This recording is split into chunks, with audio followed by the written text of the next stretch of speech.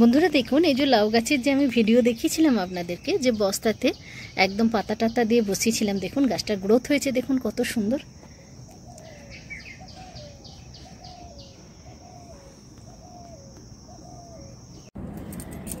নমস্কার বন্ধুরা, আমি সুজাতা চ্যাটার্জি লাইফে ছাদ বাগানে চলে এসেছি আবার একটা নতুন ভিডিও নিয়ে। এখন হচ্ছে যে এই সময় কিন্তু আমাদের কুমড়ো বীজ বসাতে হবে। কি কুমড়ো বীজ বসাবো সেটা আপনাদেরকে অবশ্যই বলবো। এই যে আমার হাতে রয়েছে, এই সময় বসালে কিন্তু আমরা চৈত মাস করে প্রচুর কুমড়ো পাবো। আর এই দেখুন, এই গামলাটার মধ্যে আমি বসাবো। আর এইখানে দেখুন আমি কিন্তু এই যে শিক গরম করতে দিয়ে দিয়েছি এইটা ধোঁয়াটার মধ্যে। কিভাবে কি করছি আপনারা পুরোটা দেখতে থাকুন, আমি আস্তে আস্তে সবটা বলবো। বন্ধুরা দেখুন, এরকম একটা শিক গরম করে নেবেন, বা যারা গ্যাসেতে রান্না করার সময়তেও আমরা করে নিতে পারি। আমার এখানে এই উনুনটা আছে বলে আমার ছাইটাও কাজে লেগে যাবে, আর এটাও কিন্তু আমরা ছিদ্রটা করে নিতে পারবো।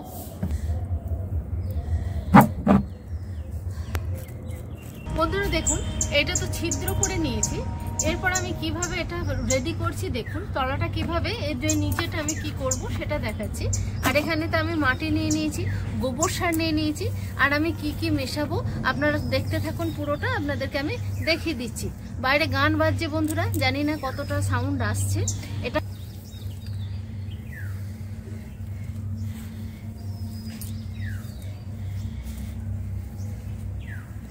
বন্ধুরা দেখুন, এই যে গামলাটা আমি ছিদ্র করে নিলাম। কিভাবে ছিদ্র করলাম সেটা তো আপনাদেরকে দেখালাম।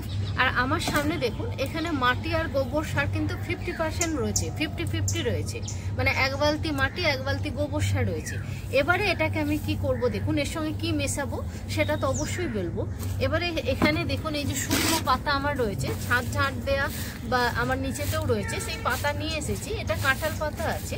এবারে দেখুন, প্রথমে যেটা করব সেটা হচ্ছে যে একটুখানি এই যে হলুদ রয়েছে, হলুদ দিয়ে দেব, কারণ পিঁপড়ে এই পাতাতে ইয়ে করতে পারে, ওরা ঠান্ডা খোঁজে। এটা দেব বন্ধুরা।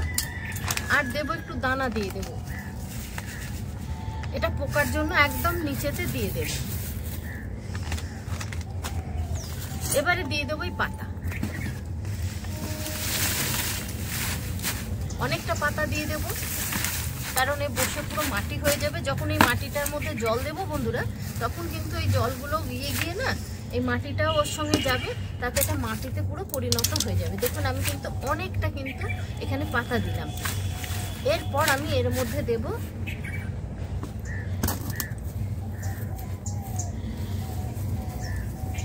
আর আমি বসাবো। এই দেখুন আমার হচ্ছে গাছ রেডি আছে। এটা কি চারা সেটা আপনাদেরকে বলে দিচ্ছি। বন্ধুরা দেখুন, এই বাকি হলুদটা কিন্তু আমি এখানে মিশিয়ে দিলাম। আর এখানে যেটা আমি দিই, প্রত্যেকটা ভিডিওতেই বলি, আমি ধর্বিগল ব্যবহার করি, এটা দেব। একটু ফসফেট দেব,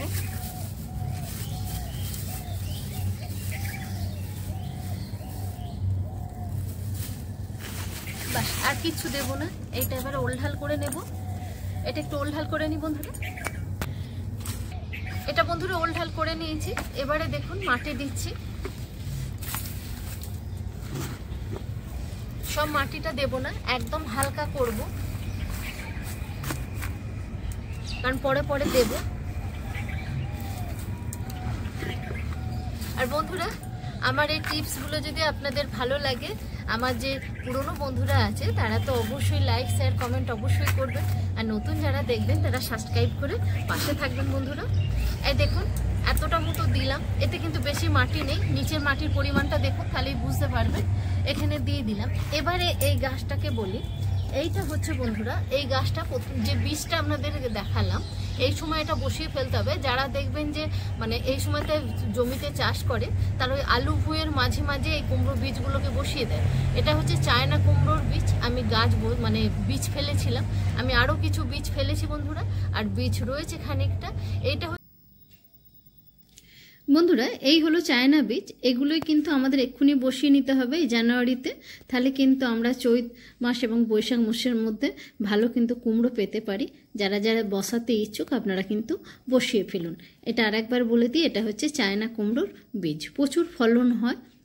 হচ্ছে মানে প্রত্যেকটা গিটে বলছে যখনই বড় হবে গাছ গিট থেকে নাকি প্রচুর ফল ধরবে, প্রচুর ফল পাওয়া যায়। তা দেখা যায় আগে কিন্তু আমি কুমড়ো গাছ বসিয়েছি, কিন্তু এই বীজ বসাইনি বন্ধুরা, এই প্রথম এই বসাচ্ছি, যার জন্য একটু বড় জায়গা দিলাম যে ছাদ বাগানের জন্য, এবং এটাও হালকা তৈরি করলাম।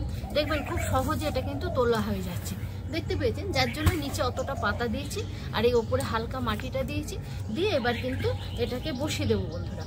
আর দ্বারা ধরুন এই অনেক সময় নার্সারি থেকেও কিনে আনেন, এইটাকে বন্ধুরা রাখবেন না, এটাকে কেটে দেবেন। এটা যেহেতু আমার পিন দেওয়া আছে, আমি দেখুন এই পিনগুলোকে খুলে দিচ্ছি, এরকম করে পিনগুলো খুলে দিচ্ছি।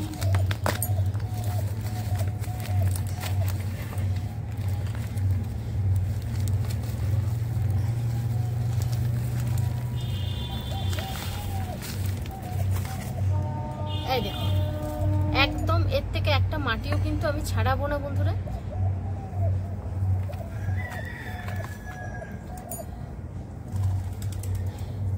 এবার এই উঁচু করে মাটিটা আমি দিয়ে দেবো, সাইডে আমি মাটি দেবো না, এখন উঁচু করে এইখানে মাটিটা দিয়ে দেবো।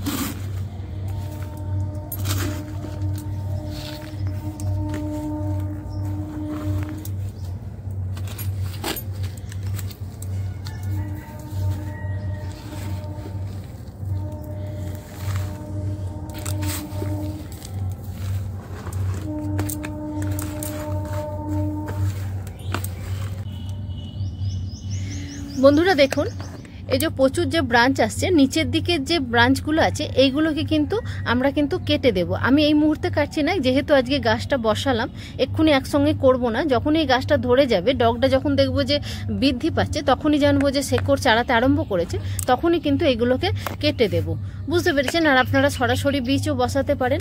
আর এখানে যে খাবারটা দেবো বন্ধুরা, সেটা একটু আপনাদেরকে বলে দিই। এখানে যে খাবারটা ইউজ করব, আমি কিন্তু পাতলা করে খোল জলে দিয়ে যাব, আর কিন্তু এখন কিছু দেব না। আর এখানে আমি কিন্তু সবজি গাছেতে খুব একটা মিশ্র সার ব্যবহার করি না বন্ধুরা, পরপর আমি ওই সবজি পচা জল, খোল জল এগুলোকেই ব্যবহার করি, কারণ মিশ্র সার আমি সবজি গাছে কিন্তু বন্ধুরা ব্যবহার করি না।